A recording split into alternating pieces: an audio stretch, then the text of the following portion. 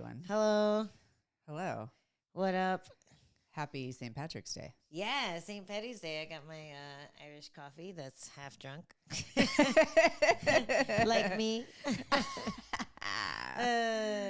So funny. Mine's a virgin because as I was saying on our live that we just did, I just came out of a pretty intense ceremony. Yeah. Where I got burned and frog poison, and I went in between realms, all for the greater good of self-healing. Wow. Yes. You chose to do that. I did. Wow. Yeah, and it's not my first time either. No, you've talked about it before. Yes, I've also been doing, I did Bufo, which is another form of, it's a DMT, and you smoke it through like a crack pipe. It's really interesting. Fine. But that like blasts you off into outer space. It's Okay. pretty trippy, yeah. Yeah. But if you were to guess who used a crack pipe before, you'd be correct. It was her. Yeah. Twas me. Yeah, Twas me. you totally aren't racist. Did you check the fights last night before you got all frog poisoned up? Yes, I did. What'd you think? Well, let's go into it.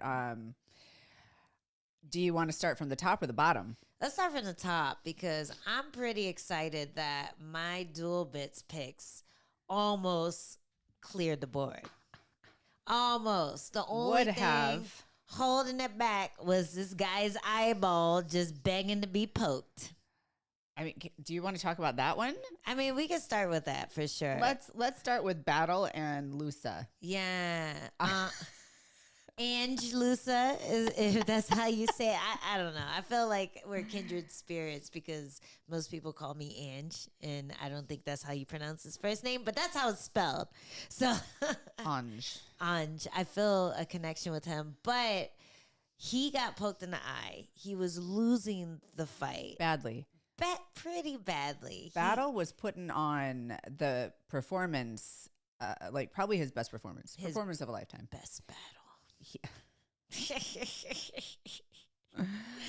He was really Lusa in there.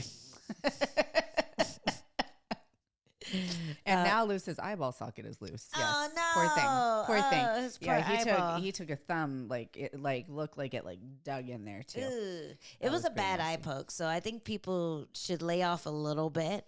Just because there was a language barrier thing, I felt like it was similar to the Johnny Walker thing, where he got hit illegally, and they were like, "Hey, are you good? What's going on? Where are you?" And he goes, "I'm in the desert," thinking that this was a legitimate answer that would get him back in the fight.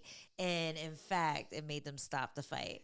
And I feel like Angalusa, I feel like he wasn't necessarily trying to get the fight stopped. He was just kind of in the moment and speaking just off the cuff. Communicating. And it's weird because I did not hear the ref say like, "Hey, you have 5 minutes." Because now this is a new rule. And that's what I was thinking too. I thought so too. I wasn't sure, but yeah. No, I did not hear that once, and I was listening for it, and it was really odd that he didn't say like, "Hey, take your time. You have 5 minutes. We're going to bring the doctor in." Blah blah blah. But I think he was just communicating like, "Hey, right now I can't see. I need a little bit more time." Yeah. That's how I heard it, and then all of a sudden, like the arms are waved, everything is off. Those are the words you can't say. It's like saying bomb in an airport. You know, like there are certain words you can't say because that's going to get your fight stopped. And that's one of them. So a better way of phrasing it is said, "You know what? I'm going to be okay. I just need a couple more minutes. Yeah. I know I have 5 minutes. This is a really important rule. And we just made it like an official rule, just like a nut shot. Get 5 minutes. And you should be able to take those full 5 minutes and not feel rushed." Yeah. And I think that there's a lot of adrenaline and, just emotion going into it when you have a doctor, a ref, and, there's all Everyone's of these things looking at you. Everything. Yeah. And you feel rushed, waiting but like for you to do something or yes. say And something. then you say something stupid like that. Yeah. And like, that's not English isn't his first language, right? No. Yeah. So he can speak English, obviously, but he doesn't understand that a certain one sentence, or at least this is how it seemed, one sentence could mean the end of your fight and another can mean like your fight gets to continue, but you still get a few seconds to let your eyeball recover because it definitely got poked. Oh, it was dug into. That looked really, really painful. Yeah. And the thing that frustrates me as well about this is you have 5 minutes, but there is this sense of urgency and pressure to recover before those 5 minutes. Yeah. It's weird. And they don't do that with nut shots. Yeah, I think it depends on how tired your opponent is. Like, if you're fighting Paulo Costa and you got nut shotted by Paulo Costa, take it and go. You're gonna be like, take it and go. It's fine. It's fine. My balls retracted, but it's okay. It's fine. It's his game plan. I know it. I can still breathe better than him. Yeah, but if it's something like an eye poke, it's really scary, and I think a lot of people who criticize people for freaking out on eye pokes have never been poked in the eye like that. Let's see how you like it. Yeah. You ever seen that movie 28 Days Later? Yes. And you know the final Cillian scene Murphy. with your boo. Oh my God. Remember when Bay put his thumbs in the guy's eyes and he was screaming like a little girl? That's when I fell for him. Yeah, yeah. Also, that's how it fucking feels. It makes you want to scream like a little girl. Just the pain of your eyeballs getting dug into is horrible. And when you open your eye, it's black. You don't know what you're looking at. It's either blurry or you see double vision, or it's just a really scary thing to get your, reality altered. And now you have to fight someone. Yeah, it is a challenge. I hate to see the fight end that way. And then what was even worse was Battle's reaction to it and the shit talking that ensued. And I was kind of torn. I was feeling a lot because one, I felt really, really bad. Yeah. And then two, I was cracking up because it was real. It was really real. It's like what everybody's like, wanted to say or what they thought or what they felt. What did he say exactly? He was like, "You're being a little bitch." Yes. I was like, oh, we're so used to seeing like Pooh Bear. Yeah. But Battle was there. He is no longer Pooh Bear. He was Battle. And then you see the delayed reaction. I felt like this might have happened in Brazil when I fought in Brazil, where someone's talking to you and they're really like energetic, but they don't necessarily look mad, but they're talking in a real energetic way. And then halfway through the sentence, you're like, oh, he's talking shit. Because it wasn't like Battle's like, yo, you fucking suck. Like, I'm fucking kick your ass. He was kind of like not calmly if you understood the words, but calmly saying, you're a little bitch for not continuing the fight. And Lusa was just like, oh, wait. You can't do me like that. I didn't know what you were saying. So I thought that was a really funny interaction. It got real heated real quick just because of that delayed reaction. Like Battle was like, oh, he's not saying anything. I'm gonna go even harder. And then Lusa caught on and it was on. Yeah. It was on. All the security had to jump in there. Yeah. In the apex. I know. That was the entire building security.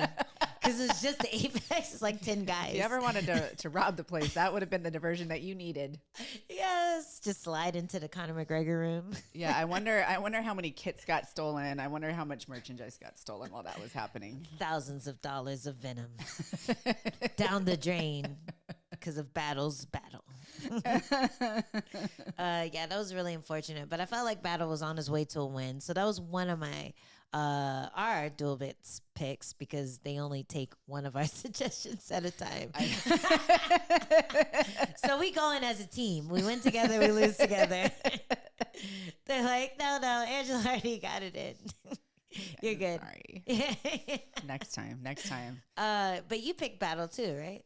I did. Yeah, that's what I thought. The way he's been looking and especially dropping down the weight class, I feel like he's just like gotten better so quickly. Mm-hmm. And it's really been fun to watch him because, sometimes off of the Ultimate Fighter, you don't know how they're going to do. Yeah. It's some people really thrive in that kind of environment and some people don't. Some people end up, going on and not doing as well after the tournament. Some people do better than, we ever thought they would. So it's just, it's really nice to see him win the show and then like keep progressing the way he is. Yeah. Yeah. I'm excited to see what he does next. Every time he gets out there, he looks better. And that's a cool thing. It's not like he's kind of plateauing or putting on less than worthy wins. He's over there just making these devastating knockouts and over again, impressing. So you just want to see what he does next. Each little step up that he takes. And it's also really impressive because he was a bigger version of himself on the show. And a lot of people, you have Kenny Florian who fought at 170 on the show and then is actually like a natural 145er. It's really interesting to see where people go after the show and what they're willing to do and put themselves through and the self-belief that they have to go in at a bigger weight class. Yeah. It's really cool. Yeah. I went to the, what was the last one they did that I went to? It was the 125 one. And you saw a lot of girls showing up who are 105ers, 115ers, just because they believe that they can get in there and their skills could do the talking. So it's really cool to see someone actually do that and succeed for sure. But someone who's had a little trouble succeeding lately is our boy Tuivasa. Man, that fight broke my heart. Yeah. I really like him. I really like watching him fight. I like what he does. He's so entertaining. He's just such a fun fighter to watch inside and outside of the cage. Yeah. And so when I see him knowing his deficits and still making the same mistakes inside the cage, it's really frustrating as a fan and a fighter to watch. Yeah. Because it's just, he keeps hitting the same problems. And his opponents are like, nobody's going to stand and bang with him. Yeah. Nobody wants to run that risk because that's the only way he has to win. Yeah, for sure. It's a really tough thing when people figure you out.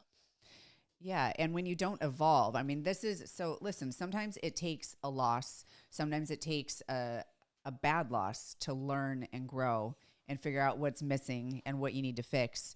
And I just don't see him doing that. And I wonder what that's about. I wonder what the block is. Well, I feel like with heavyweight especially, it's really hard to find someone who's going to push you to that next level. Once you get to the top, once you get to like ranking position, it's just really hard to find people who are big enough to take you down, big enough to submit you, big enough to do this and that, unless they're also in the same spot that you're in. Unless they're in the UFC or in the top promotion. And so unless you can find someone to group together like that and train with together, then you're really going to be surprised when you get out there. Because a lot of times with the heavyweights, they're training with smaller people. They're trying to make up for size with like round robin rounds or Shark Tank rounds where you're getting a fresh guy every round, but they're still not going to be as big and as skilled as you. So I feel like a lot of heavyweights hit that plateau once they get to that higher level of competition. Sure, and so I hear that and I understand that, but the level that he's at, the experience that he has, the resources that he has, I feel like that would be a good time to like really invest in yourself and travel. And I heard on the broadcast, they said he just recently went back to his gym that he started at. And it seems like it would have been better to, scout some people, bring them in or to go where the training is. At this point, he keeps making the same mistakes or not correcting, filling in those gaps. So it's kind of frustrating to watch. Yeah. And what mistakes, like it's easy to say someone made mistakes, but when you're fighting someone who's just, more skilled than you, a lot of times it can look like that too. Like you're making the same mistakes, but you're actually just fighting guys who are really good. So like Tybura, he's been able to just beat most people. He just doesn't have the pizzazz behind his name. He doesn't have like a lot of fan favoritism. And he's just been kind of like grinding out in the background. Like this is his first submission win in a long time. He's gotten a couple of knockouts, but his last fight was a TKO against Tom Aspinall. So he's been just kind of under the radar, but still winning a lot, like decisions mostly. And yeah, it's hard to be a fan favorite and not have a huge eyeball on you. When you're under the radar, it's easier to just like not get that type of criticism of not evolving or not like fixing your mistakes, because no one's really paying attention to the good or the bad you do. Sure. But what I saw in Tai Tuivasa was somebody who just looks really confused on the ground. Just not able to do even a little bit of movement to help him and scramble and get back up to the feet where he's dominant. And if I had that kind of power, I would really work on my get-ups. I would really work on staying safe and protecting myself. And I didn't see any of that. I saw somebody who just looked really uncomfortable down there. Yeah. It's also a lot of body to get up. Yeah, absolutely. Like, it's a ton of body to get up. He has more inactive body than Derek Lewis. You know, like Derek Lewis is kind of like compact and round. He could just kind of move his shoulders back and forth and find a way to just stand up. Tai Tuivasa, he's more, once you get to the ground, is that's a lot of work to get all that body back up. But it's also, when you create enough momentum, it's hard to keep that big body down because there's a lot of surface area to cover. And if he could just start staying safe and moving and just creating some kind of space, it would benefit him a lot. And then we could see those amazing knockouts that he's capable of. Yeah. Well, moving on, we also had a pretty dope fight in OSP. He was able to get back on the win column when he fought Kennedy. I'm going to mess up his his name. But Kennedy is an easy one to say. How do you like that fight? That third round was amazing. So, I was on the edge of my seat. It was so crazy, right? Nzechukwu.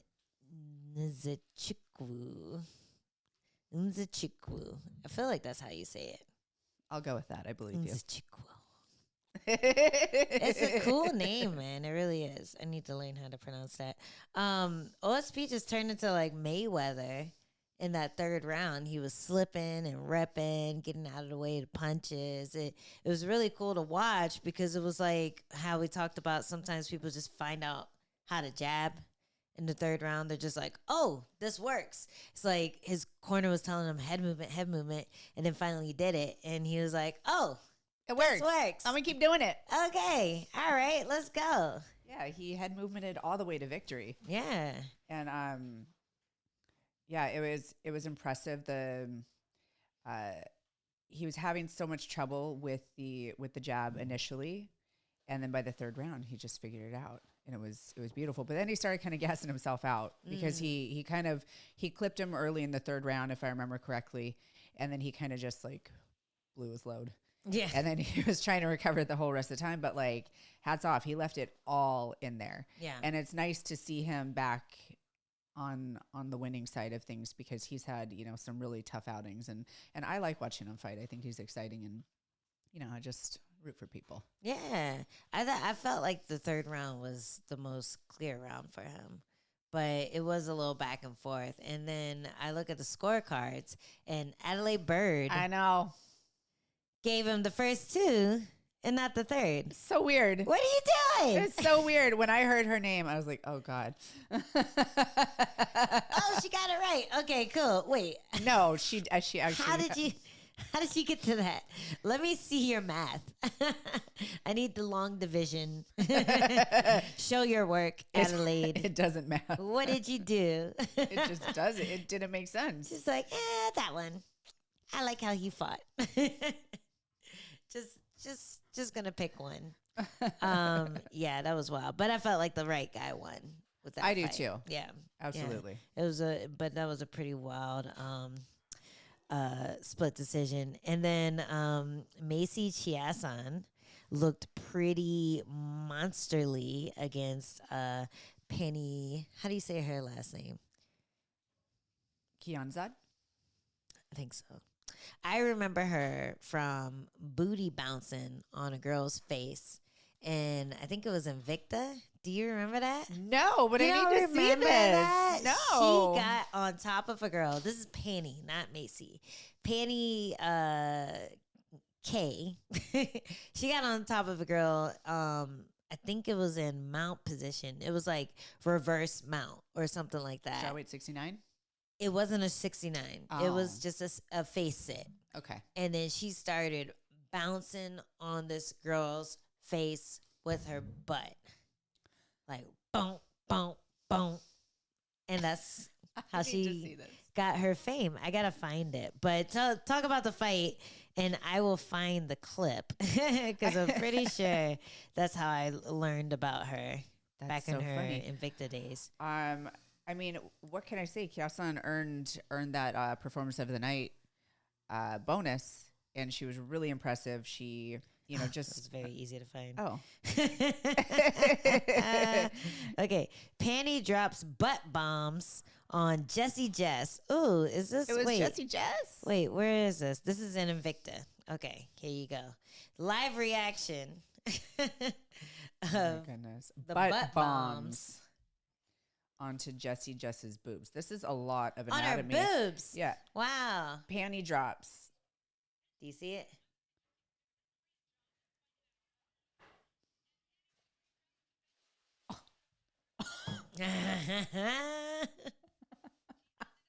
She did a smush. Yes. I don't remember this fight. You don't remember that? I don't, but I remember her outfit. Okay. I definitely remember Panty's outfit. How you gonna remember her panties and not her panty drops? That's where my focus was. I don't know. I don't know how I missed that. Yeah, I thought her outfit was really cute. Oh my gosh. I remember the outfit. I gotta rewatch this too. Yeah, so that's how I know about her. That was the first time I ever heard of her. And she made it into the UFC eventually. And so now she's fighting Macy Chiasson. And I really do feel like this girl is one of the best in that division on the up and coming side. Yeah, I thought she showed great improvement. She had a tough outing against Irene Aldana, but she was doing so well until she got a really kind of, I don't want to say fluke, but it was just a really unorthodox strike, and it caught her in the liver, and it ended up ending the fight, which I thought she was winning that fight, if I remember correctly. I don't think I've ever seen an up kick, liver kick. It worked crazy. And I don't know if she's ever talked about it, but I kind of chalked it up to a weight cut. Maybe she was hurting from the weight cut and a body shot was a little more devastating than it would normally be, but I have no evidence of that or anything. It just seems like an odd thing to get dropped from off of a person off of their back. For sure. I mean, to be fair, like in her defense, there were some pretty hard flailing urgent kicks, and maybe it just caught her right. I had never seen anything like that before.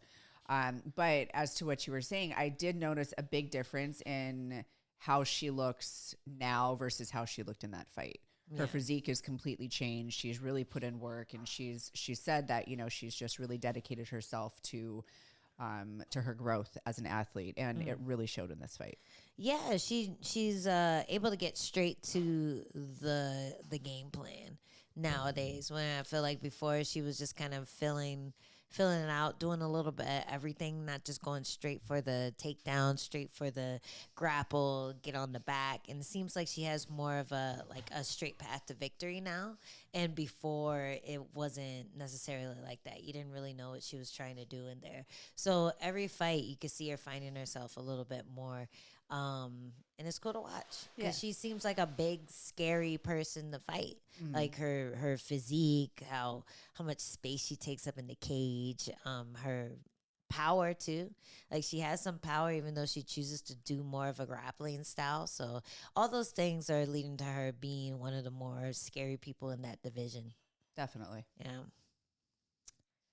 Yep. Yeah, it was a pretty cool submission win, and I felt like we saw a lot of rear naked chokes this card. We did. It was a lot. I think it was at least 3. The other one on this card that I thought was really cool was that Mike Davis fight, and he fought Nathan Levy, who is just a really good grappler in his own right and was able to just pretty much out grapple very calmly on his back. It was really just weird to see how calm he was. I don't know. It's just weird to. Oh, okay. Well, okay. So Mike Davis, he's normally known as a striker. And in the commentary, they were saying that he was trying to show his grappling side more in this fight, which is an interesting choice because Nathan Levy is known for his grappling as well. He's known for like crazy kicks, kind of like Gaston, our buddy. And where is he now? He's Florida. in bare He's knuckle, in Miami. right? Oh yeah, he's doing bare knuckle. Yeah. And also UFC Espanol. Yeah, but when he was doing MMA, he did lots of crazy kicks, kind of like a taekwondo style. And Nathan Levy is kind of the same thing, only he's really gone on the ground as well. And Mike Davis was able to just kind of take him down, hunt for the submission on his back, and he set up all his grappling attacks with punches. So it was a very fun thing for me to watch because it's kind of the trajectory that I'm trying to go, like using my striking, but then using it to get to my grappling, to get to my striking, to get to my grappling. And he did that really well. It was really cool to watch. And he was just very calm when he was doing it. Like, I don't know. I feel like I get more angry when I watch tape of someone who beat me when I can see their faces like this. They're just on my back, like, just slowly deciding which way they're gonna take to finish the job. It was really masterful performance, I felt like. What's another fight that you thought? Nunes and Chandler. This is, I swear, Nunes looks, every time we see her, we've seen her fight week, and she looks like a 115er. Yeah. But she's just, more dense. I don't know. She doesn't want to cut the weight. I don't know.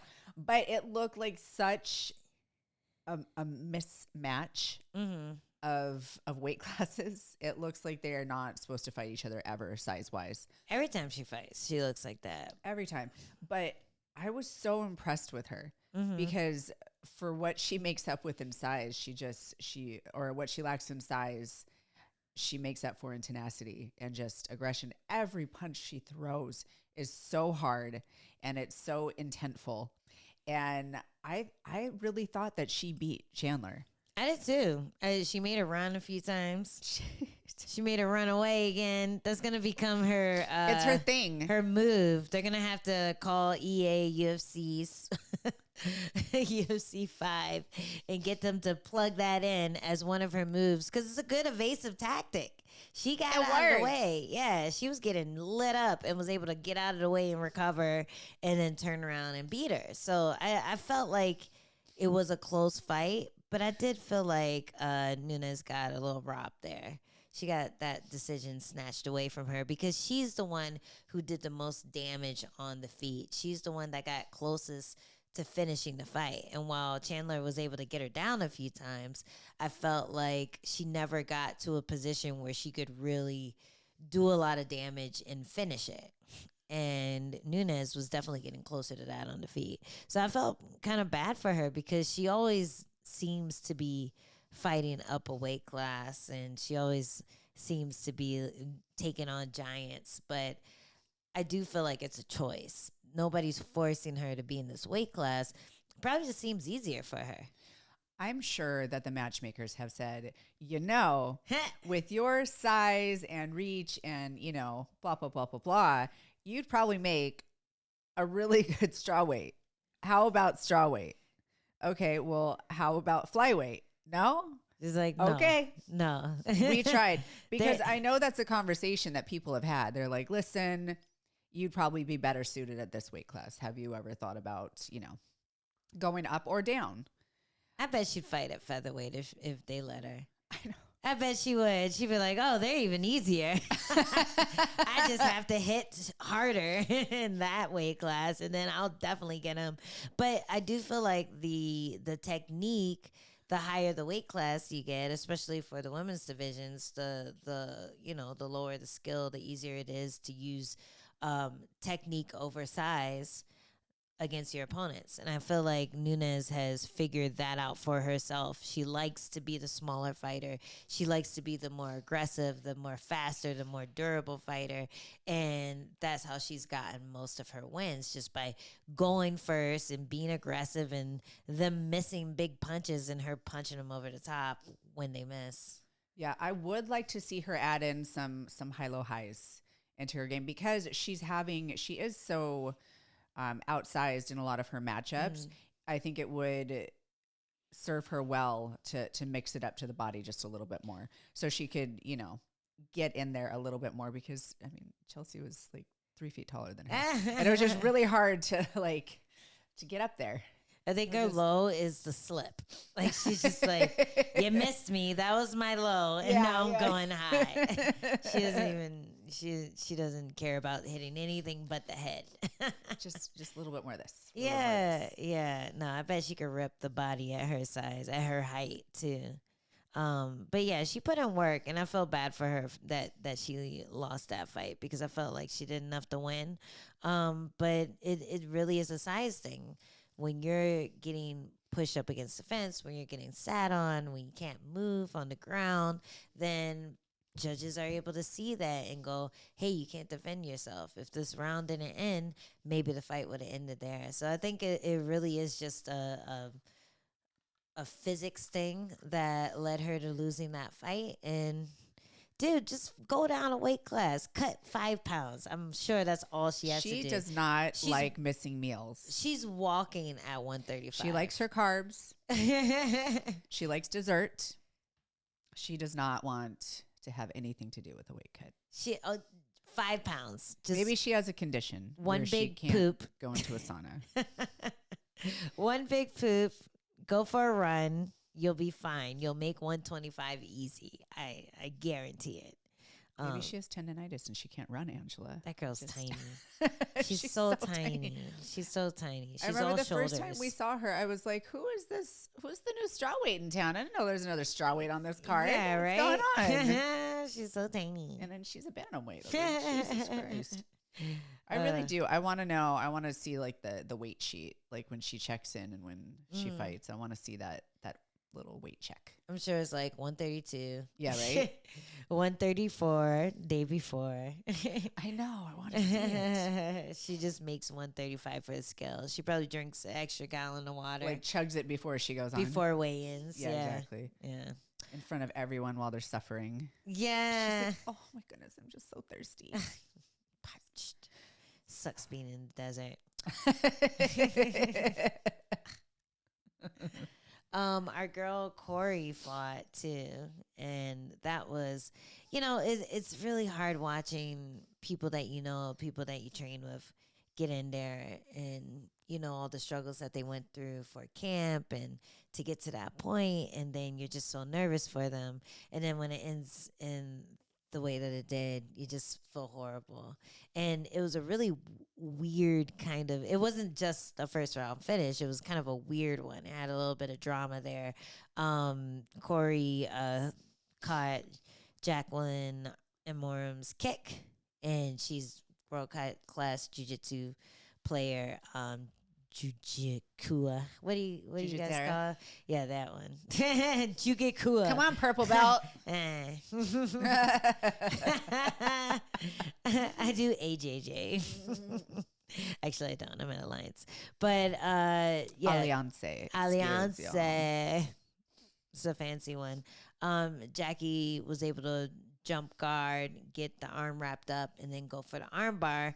And Mike Beltran, who's very good ref, he jumped in, he grabbed both of them and kind of said, oh, and then both of them kind of stopped, and then he said, no, keep going. It was like a really weird, I thought Corey complained moment. Yeah, I think she complained that she didn't tap yet. Yeah. And then he went, oh, keep going. And then it was just like this really dramatic ending to a fight. It was really weird. I was impressed that Jackie was able to keep the momentum going, because that could have changed the complete landscape of the fight. She could have, I mean, she didn't, but that could have created enough space for her to get out, get away, get back to her feet, and then and keep the fight going. So it was impressive that she, stayed on it. She's world-class jiu-jitsu girl, so she was, ready for the transitions and staying her head in the game, because that can really mess with someone. Yeah, and she's ready for, the not quite tapped yets and the weird calls that happen in jiu-jitsu tournaments and stuff too. So she probably already had the wrists locked up tight, just in case something strange happens. But yeah, she was able to follow it, lock it up, tap a few times, and it was just rough to watch your buddy go through that. But she's surrounded by good people and friends and everything to make her feel a little better about it. And I'm always really impressed with her mindset and her maturity as a fighter, even though she is young in years, but she's also young in fights. So it's always impressive to hear how she speaks, her accountability, and just how she presents herself and how she trains in fights. Yeah, and I saw she posted on Instagram a little thing, and Jackie commented on it, and it was just really positive from both of them, and it made me feel more warm and fuzzy inside about the whole interaction. It's just business. Both young fighters in their career, both on their way up, and that experience is just going to make both of them better. Absolutely. Yeah. We all hope we have opponents like that. I mean, you can only hope. Most of them try to be little bitches. On that note, let's get ready for exclusive content, and then let's talk about who's being bitches in and out of the cage. Yeah.